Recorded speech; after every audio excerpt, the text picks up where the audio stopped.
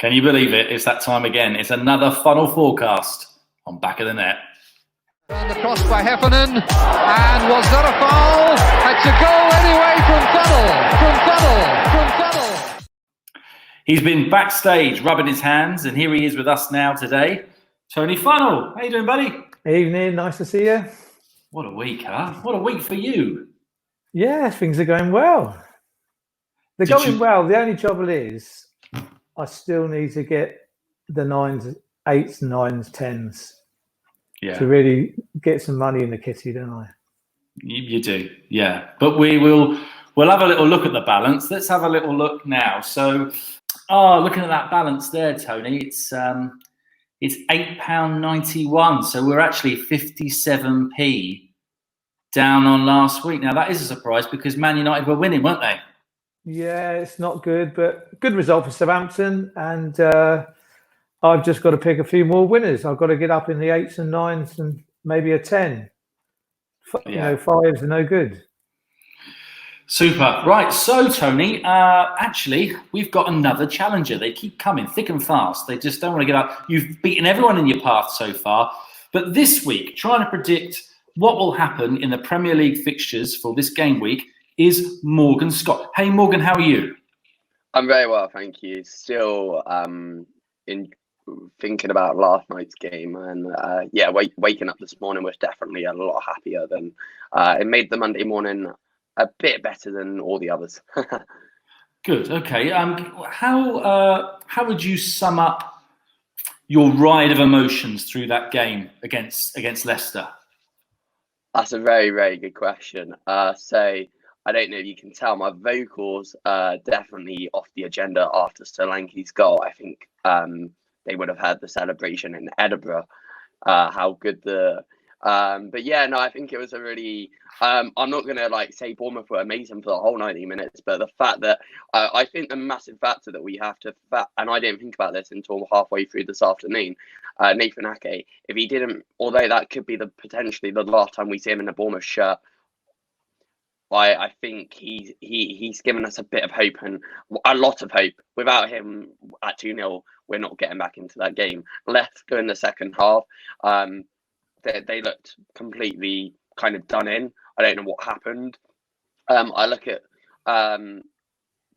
quite a lot of factors. As soon as we got that penalty, and then Solanke went on and got his first. He got his and the commentary said it. He fancies it again. I seen videos on social media this afternoon. Wilson looked like a right idiot. Set him up for the tap in. That's Callum, by the way, just to reiterate that. And it's like, no, that's what a goal does. And we've been moaning at Solanke all season. I put on Twitter and I said this after the game last night. Eddie, give me a call. I'll run down to Vitality. And because Solanke's just hopeless, and he made me look stupid because he delivered when we needed him to, and it's absolutely amazing. And hopefully that will just give us a bit of encouragement going into the City game that I reckon we could still win, because Bournemouth win when we don't need to win. Don't tell us any more, Morgan. We don't want to spoil your surprises of what you're going to guess this week. Tony, getting a goal for a striker, if you haven't had a goal for a long period of time, that's got to be like the best feeling in the world, isn't it? It proved it, didn't it? Because what a second goal he got as well. So, and I'm really pleased for him because I think all of us this season, we've been wanting him to score a goal, and everyone knows he's a good player. So hopefully this can be the springboard for him, and he can get a few more goals before the end of the season. Oh, I hope so, Tony. I really do. Somebody said, one of the commentators said, he had the feet of Iniesta. Have you ever had the feet of Iniesta, Tony? Or Coco the Clown, not Iniesta. That's not true. You're very, very good. Okay, so Morgan, I don't know. I've got the sense that you haven't watched every episode of the Funnell Forecast, so I'm going to let you in on a little secret now. There is a prize. If you manage to beat Tony Funnell, you get one of these. Now that is a back of the net bottle opener coaster. It has two functions. It's the most beautiful thing you've ever seen. Would you not agree, Morgan? 100%. I think my room would definitely look better with one of them in for my Diet Coke in the evening, yeah. Yeah, fantastic. That is brilliant. And now we're going to move on to the predictions. So let's have a little look. How this works, Morgan, is I'll go to Tony first. He'll make his prediction on the game, and then I'll ask you to make yours. We'll have a brief chat, maybe about each fixture, but nothing too long. So don't be offended if I cut you off. Here we go. Tony, we've got Chelsea against Norwich. How do you think this one will go? Straight off the back of a 3-0 defeat, but I'm going to go for Chelsea. I can see why you did that. Morgan, do you share the same thoughts as Tony on this one, or are you thinking something different? I'm going to be optimistic, and I'm going to go for a Norwich win. They got nothing left to play for. They're not going to want to come out of the league without doing well for themselves. So I'm going to go for an away win. Oh, a brave prediction from Morgan there. Then we're on to Man City against Bournemouth. We've got Bournemouth fixturing early this week. This is usually what we build to, Tony, isn't it? And then, you either break hearts or make new friends. What do you think is going to happen in this one? The thing is, what I do, I pick Man United and Bournemouth take an early lead. Unlucky there. I pick Leicester. Bournemouth have won the game, so I'm picking Manchester City. So generous of you, Tony. Thank you. I like the way you're thinking. Now, Morgan, I think I know what you're going to say here, but you might surprise me. How do you think this game's going to go? Well, I hate to say it, but Bournemouth have never won against Man City, and Bournemouth always get a win against big teams when they don't need to. So I'm going to go for a Bournemouth win. Wow. You couldn't be more different here, guys, looking at the fixtures so far. Let's see what happens next. Tony, you got Burnley against Wolves. Burnley, good result against Liverpool. I'm going to go for draw for this one. Yeah, I think I agree with you there, Tony. Morgan, what do you think might happen? I watched both games. I watched the Burnley-Liverpool game and Liverpool-Burnley, if it makes a difference, and the Wolves game. I can't remember who Wolves play because of the games are coming thick and fast. It's hard to keep a track. But I thought Wolves, in their last performance at the weekend, were absolutely fantastic. So I'm going to go for a Wolves win. Okay. They have looked strong this season. And I just wanted to, could I just chip in there if that's okay? I just wanted to say, I think Wolves have played something like since last July. And not only they played a lot of like European qualifier and to get into the Europa League, and they're still going to go through the group stage. So they might not get much time off. I think Wolves look very, very strong, and that fair play to them. They deserve to be where they are in the table, in my opinion. Okay. Thank you, Morgan. And then we've got Newcastle against Tottenham, Tony. I need to pick some away teams, and so I'm going to go for Tottenham. Get some more money in the bank. That's a funny fixture, that one, isn't it?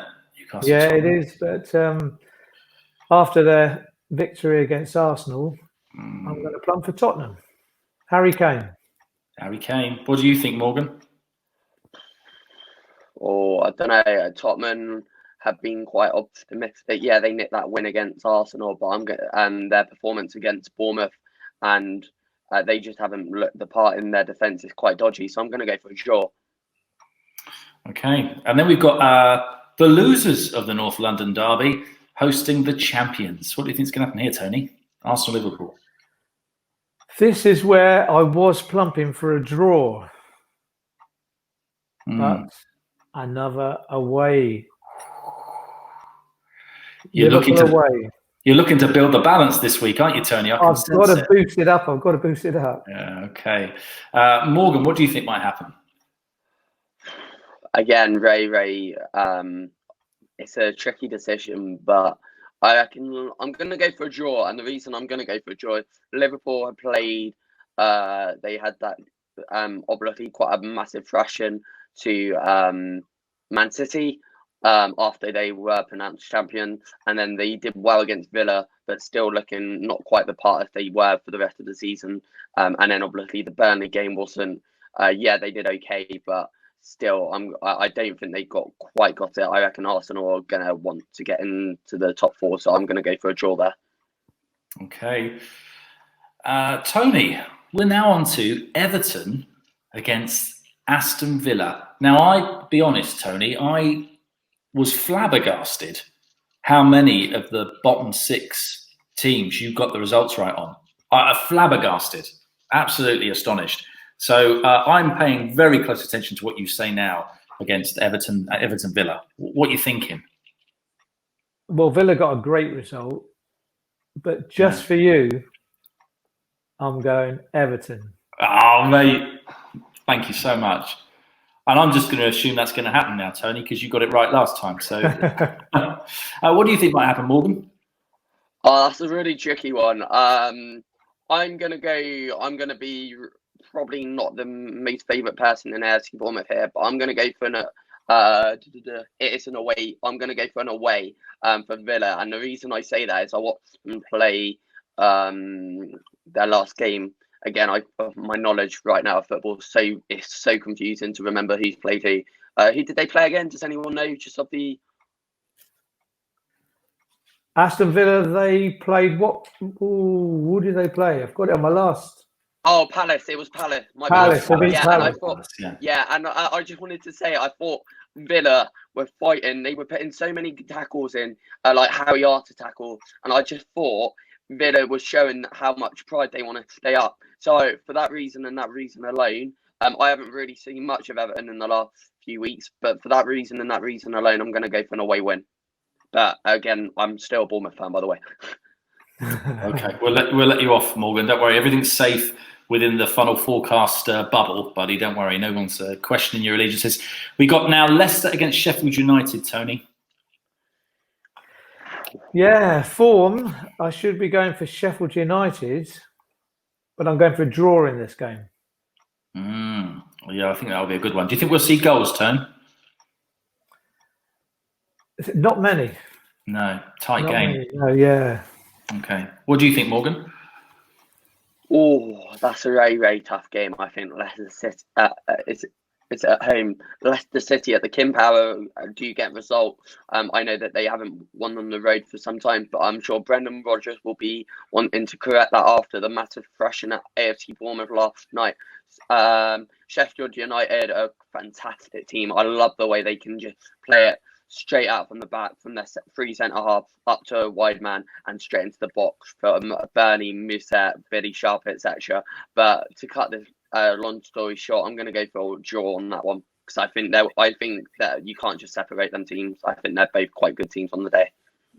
Thank you, Morgan. We're all around the houses there, but we came back to a draw, which is fantastic. And now we've got Palace against Man United. Palace, Tony, I thought they started this restart really well, but they're looking a bit rubbish now. How do you think this is going to go? Yeah, I've got to go for Manchester United. It's another away win, so I'll take hopefully a little bit of a better price on this one. We'll get. What do you think, Morgan? Tony, I'm going to go the same. I'm going to go for an away win, and the reason alone is Man U are just a class team with Fernandes and Popper back. They just made the team look so good, and then you've got Greenwood going forward. So I'm going to go for an away win. Okay, Morgan, could you just say that again for me? Just tell me exactly what you're going to go for that one.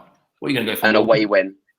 Away win, thank you. And then we've got Southampton against Brighton, Tony. I'm going for a Southampton home win in this game. Okay, good. What do you think, Morgan? Again, very, very tricky. I'm going to be optimistic. I'm going to go for a home win. I think Southampton are actually, I know they're not doing so well tonight, but I think Southampton, and I hate to say this, but I think Southampton are having a class season from that, considering they were 9-1 down against Leicester back in September, October time, and the fact that they're like definitely safe for another season, more than safe in my opinion. I think it definitely, and I think Brighton are starting to think that they're quite comfortable. And after that 5-0 loss to Man City, I think it might be too much. So you go for Southampton win, yeah? I'm going to go for a home win, yes, please. Fantastic. And then Tony, West Ham against Watford. Wow. Yeah, West Ham. I know, that's right. Yeah. I've got it in my mind, I've got it. He's picking Watford, so I'm going to go for West Ham. Okay, interesting. Tony's using his powers there, Morgan. Now, has he infiltrated your brain, taken your Not at all. information? No, or has he just? No, is this just an elaborate ruse, Morgan? You got to think he's the master. He might be trying to fool you into going one way with this kind of reverse psychology thing. What are you going to go for? I'm gonna be really optimistic, and I'm gonna. I had this conversation about an hour or so ago with a friend. I'm gonna go for a draw, and the reason I'm gonna go for a draw is although because West Ham are much better on goal difference. So Watford, if Watford get a point, I'll accept that. But we're more likely to catch Watford on goal difference than we are West Ham. So for that reason and that reason alone, I'm going to go for a draw. Okay, that's interesting. Tony, I think your magic worked there. I think you might have swayed in the way you wanted to. I don't know. We're making up as we go along. Fantastic. So right now we've got the magic man in the background there, and he's putting everything into his magical calculator to see how much we might come up with at the end of all of this. But while we're waiting for that to go in, Man City, Tony Funnell, what do you do when you're up against Man City? How do you play against them? You try and close them down, try to get the ball off them, but they just pass it so well. Yeah. They are a difficult team to play against. And they're probably definitely Manchester City and Manchester United, the two best teams. Maybe Southampton. Well, no, the best teams since lockdown, haven't they, really? They've come out flying, both of them. Yeah. Morgan, Norwich, did Norwich was it Norwich that got a result against Man City early in the season? They did, yeah. I think it was a 3-2 win to Norwich. How did they do that? Do you know? God, you're taking me back months. But to be honest with you, I think football is football at the end of the day. Like, I had faith in Bournemouth, but as soon as that goal went in last night for Leicester City, and then Nathan Ake went off, everyone's fearing the where. And then the fact that, yes, I was optimistic and I wasn't far off the result. I said 3-0 and it was 4-1. However, to answer your question, I think you just got to just kind of set up in your own way. Don't do anything silly. Don't do anything that you're going to leave mistake. Don't just muck around it with your home box, and just don't go backwards. You don't play around going backwards, because you're going to get pressed down by Raheem Sterling, Bernardo Silva, Phil Foden.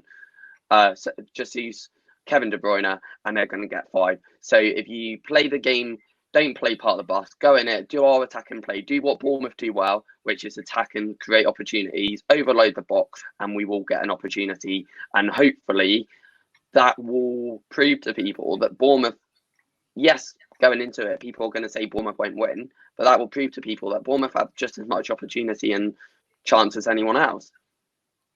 Well, I think he's going to rotate the squad. That's one thing I have heard, because of other fixtures they've got coming up. So, although I don't know if their second string's any better, any worse than their first, to be honest. I just want to say I know I'm not a massive lover of Billing, I'm not going to lie, but I think that Billing should start. I think Bournemouth haven't got as much height in their team as some others. So I know City aren't particularly massive, but I think to put Billing, even give him bring him on in the second half, I think that would be quite helpful.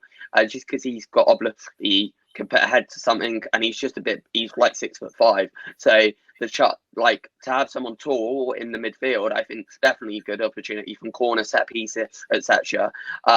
You look at Wilson and Solanke, although they're not short, they're not exactly like the tallest people. They're not Peter Crouch, are they? So it would be, I think, in my opinion, but I don't want to change too much. I think I thought the substitutions, I hate to say this, Eddie never, in my opinion, makes the right changes at the correct time. Straight away in 45 minutes, he brought off Dan Gosling, correctly so. He had a great game against Spurs, but nothing last night.